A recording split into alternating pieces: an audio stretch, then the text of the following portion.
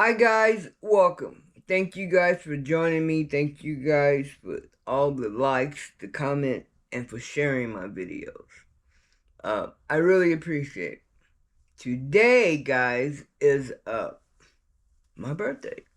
I'm sure the whole world knows about it. President probably knows, Vice President, everybody. Yep, it's my birthday. And for the first time ever as an adult, I was happy to have a birthday. Every year, my kids say, "What do you want?" I said, "Nobody called me." "What do you want for your birthday?" "Nobody called me." That was the ultimate birthday gift. Just, but people call because they're genuinely want to wish me a happy birthday. And I may not have received it then. I'm in a different place now, and I receive it wholeheartedly.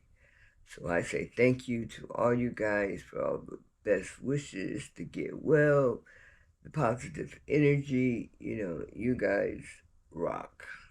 And I mean it. Uh, on my birthday, I didn't start out too well because it's like 5 something, and I've been trying to make a video all day. It's just wasn't happening for me. But I can now. I got better, and look at me now. Also, I want to tell you guys about yesterday. I had a procedure, and when I had the procedure, right from the beginning, I can't be graphic because it's not all women listening. Oh, I would be very graphic. But, we all do the slide down thingy, and I wasn't supposed to feel anything. And I guess they said that he was just adding water, and I almost woke up the whole cancer center. I was, please stop, no. Virgins exist, doctors, you know. Uh, that was pretty awful. So October the 4th, they're going to go and do surgery and look at it and things like that. They'll put me to sleep. And he called it surgery. I don't, I don't know what to think about that.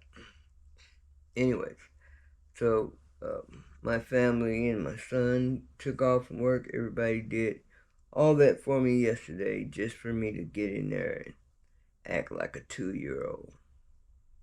A 2-year old that can't take pain. I'm not a friend of pain. I usually get very angry when I feel pain. Yeah. I could say some things that I regret when I feel pain. But guys, I want to talk about, and I want to tell this story because I know I've talked about this over and over again, and I've talked about fear, and I have a song, it's a country song, and it's called Fear is a Liar, and I don't know his name, but I love the words to it. The reason why I want to talk about fear is because the Bible says, fear not, and then I stay strong on that. I can tell you that scripture. Got it written down here because I read it all every day, all day long. But I'm not afraid to die, but I'm scared. And so I'm just thinking about this fear, and I was wondering, like, maybe could other people see it? Or, putting me in, if I was in your shoes, and would I be staring at you wondering, what was going on in your mind? I don't know if anybody understand what I'm trying to say. And I was just trying to focus in on fear. And I got some kind of fear, but I'm not sure what it is. Yeah. But I want to tell you guys about another couple times, real quick, that I was fearful. I was in the county jail in 1996. I got popped for selling crack cocaine, and I was waiting to go to prison. Now, If you know what Stud Broad is. Stud Broad, when I went in, uh,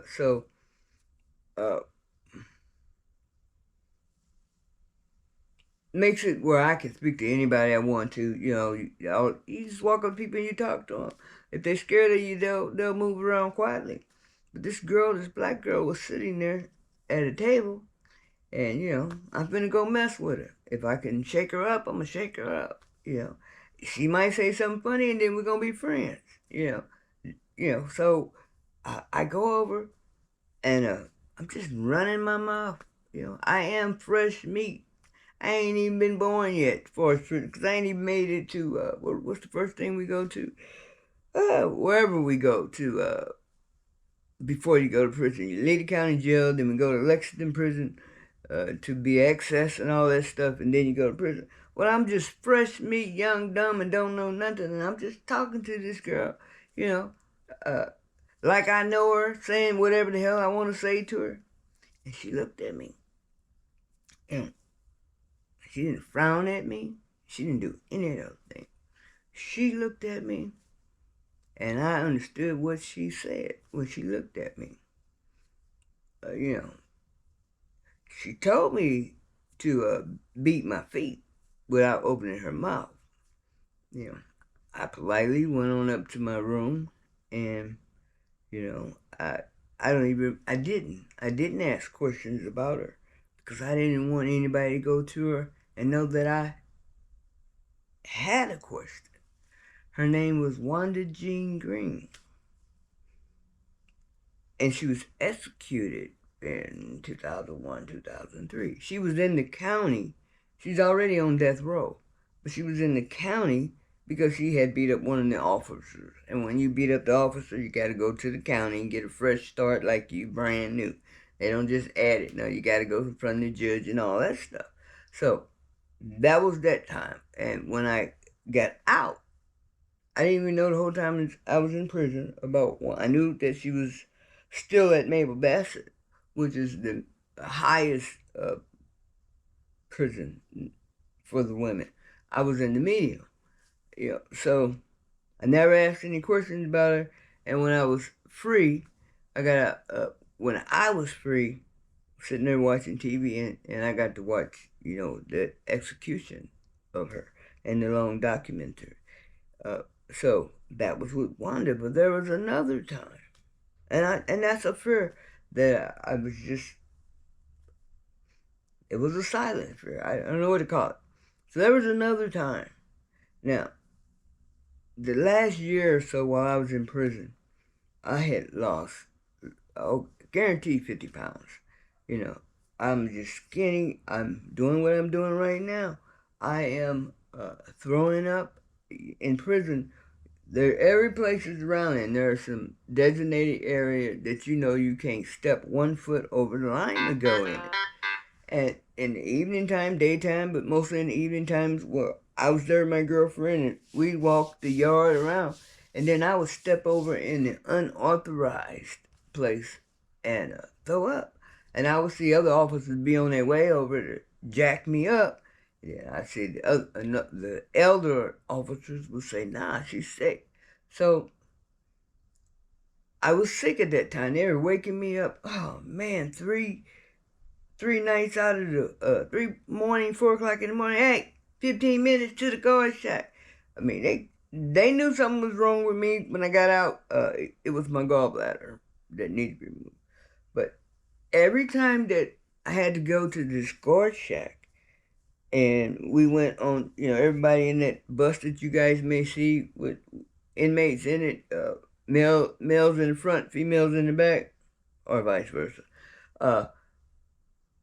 They were sending me to the hospital, Norman, here. I was coming to OU.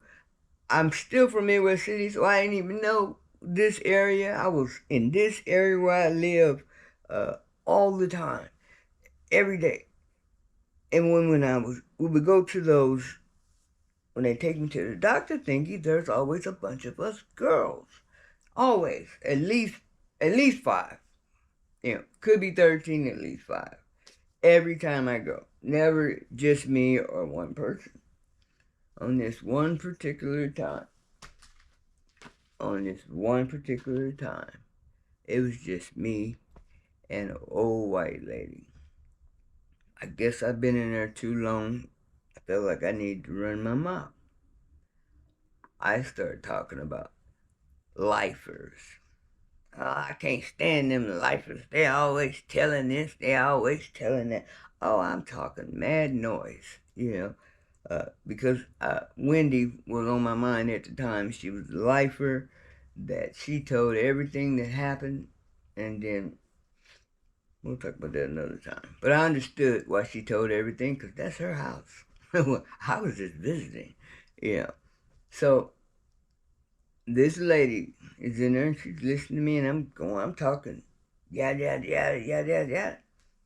Guys, her name is, I wrote it down so I wouldn't forget. Her name was Verna Stratford. If you live in Oklahoma, you would know the Steakhouse Murderers. That's who she was. She was the wife of the husband, Roger Stratford. Um,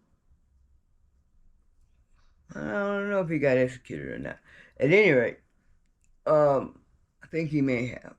The bottom line, ladies and gentlemen, is what I'm telling you. I'm in there running my mouth to this old lady that I know I can, and I would just because that's what I do is fight. So I know that I whoop this lady all around this hole. It ain't nothing but me and her. Why not? I ain't got nothing else to do. I'm just saying that's some things I do some of the time. While I was there, I like to fight. I always have. So while I'm running my mouth, I look at the lady and she looks at me. And guys, Stephen King, ain't that the man who writes the movies? He ain't got nothing on the fear that ran through my body that day. A scary movie? I don't watch scary movies. But guys, when me and that lady Verna Stratford locked eyes, Jesus, the fear that came up on my whole body shut me down. That lady didn't say nothing to me. She didn't frown. She didn't do nothing. I couldn't wait to get back to the yard to ask people, who is Verna Stratford? Who is this lady? And they said, the Steakhouse Murderer. And then I went and did everything. She chased down teenagers to kill them. Hey, man, that lady, she was so nice to me. Not to hurt me. Cuss up. Shit. She had it in her. She surely did. Anyways, I don't feel that kind of fear. I don't know. I don't know if it's fear or I know. I kind of got it. The not knowing what's going to happen next.